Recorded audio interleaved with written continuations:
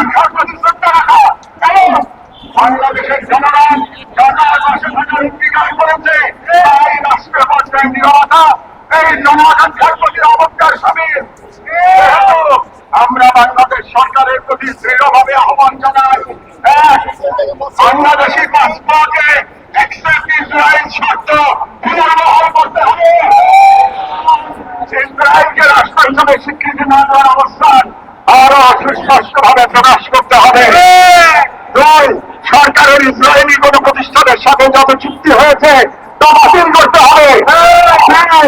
রাষ্ট্রীয়ভাবে গাজায় ত্রাণ ও চিকিৎসা সহায়তা পাঠানোর কার্যকর ব্যবস্থা নিতে হবে।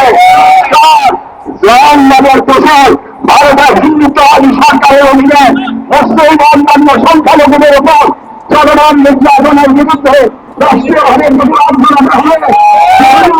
হিন্দুত্ববাদ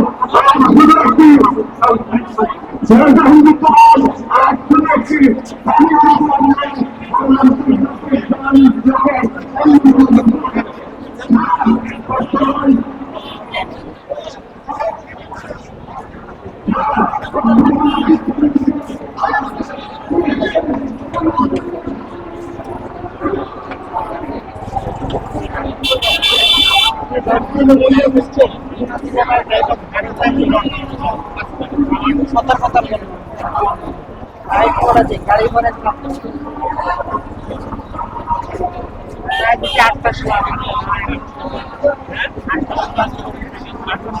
সকাল 8টায় আসছে।